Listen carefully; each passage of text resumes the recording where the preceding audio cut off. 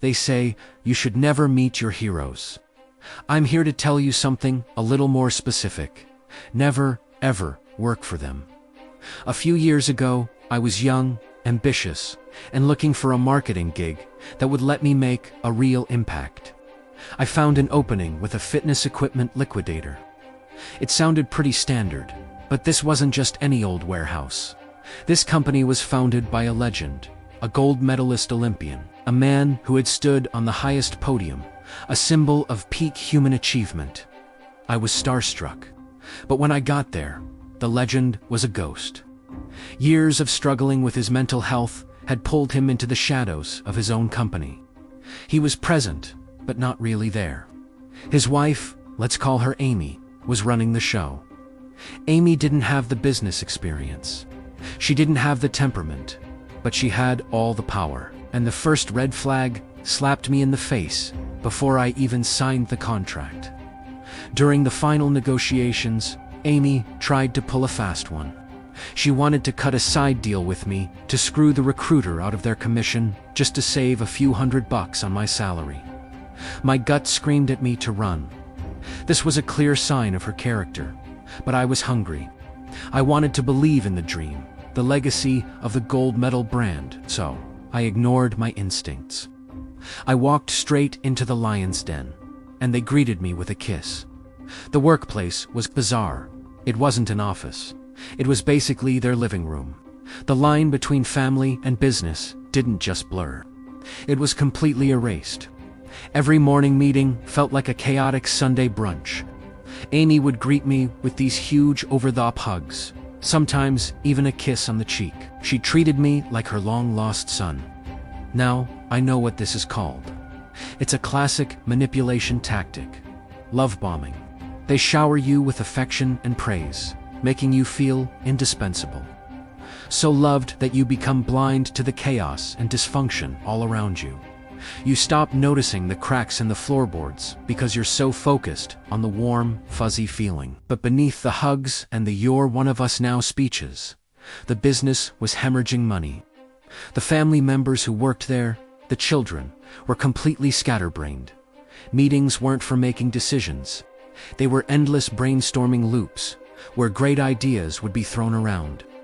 But no one, and I mean no one, ever wanted to do the actual work to execute them. I felt like I was the only person in the room, trying to build a professional structure. I was a one-man army. I automated their entire sales process, set up a customer service system with Zendesk, integrated Salesforce to manage leads, and even fixed their broken point-of-sale system. I dragged them from a paper and pencil operation into the 21st century in just a few weeks. I was building them a modern palace, a well-oiled machine. What I failed to realize was that they preferred living in the mud. They were comfortable in their own chaos. Then, about a month in, the mask didn't just slip, it was ripped off. I was called into a room with Amy and her daughter. The warmth was gone. The hugs were gone. Their faces were cold. They demanded to know why sales hadn't magically doubled in 30 days. I tried to explain, calmly, that I was setting up the infrastructure for long-term growth. I told them I was doing my job, but I couldn't run the marketing department effectively if the rest of the family refused to participate. Follow the new systems, or do any of the required follow-up. But they weren't interested in logic. They didn't want reasons. They wanted a scapegoat. They had expected me to perform a miracle, to conjure sales out of thin air, with a $0 budget, and they were furious that I hadn't delivered the impossible.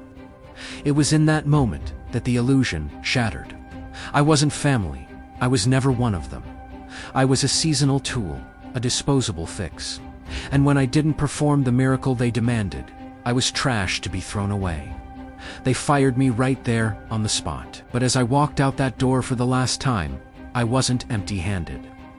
From day one, my gut had told me something was off. So I had started building a little something on my phone. I called it my insurance policy, while Amy was busy love-bombing me with morning kisses. I was quietly documenting how she was actively risking people's lives every single day. This wasn't just a messy business, it was a death trap. I had photos of exposed high-voltage electrical wires, hanging in walkways where customers were shopping. I had videos of employees standing on the bare forks of a moving forklift, no safety harness, no protective gear, nothing being lifted 20 feet into the air just to change a light bulb. It was a landlord's special from hell, a nightmare of safety violations. Every corner I turned, there was another accident waiting to happen. So, the moment I was out, I made a call. I called OSHA, the Occupational Safety and Health Administration, and I didn't just file a report. I sent them everything. The photos, the videos, the detailed notes, my entire insurance policy. The investigator on the phone was professional, but clearly alarmed. He told me it would take a few months for the process to play out. And that's the thing about justice, it can be incredibly slow, but when it finally arrives, it's heavy. So I sat back and waited. I let the wheels of bureaucracy turn. Every few weeks, I'd check in. I had done my research. I knew the fines for these specific egregious violations were financially crippling for any business, let alone one already struggling with scatterbrained leadership and bleeding cash. For a family business like theirs, an unannounced OSHA audit is a death sentence. A few months went by. One day, I decided to drive past the old warehouse. The change was stark. The giant sign on the building was missing letters. The grass in the parking lot was waist high. The windows were boarded up with cheap plywood. Out of curiosity, I tried to pull up their website. 404 error. Page not found. The family hadn't just closed their doors, they had vanished. I heard through the grapevine what happened. The OSHA fines hit them so hard and so fast that they had to sell their family home in less than a week just to stay afloat. They packed their bags, left town, and were never heard from again. People sometimes ask me if I feel bad about destroying a family business. My answer is always the same. I didn't destroy it. They built a house of cards on a foundation of safety violations, arrogance, and ego. All I did was provide a little breeze. Goodbye, Amy, we're even.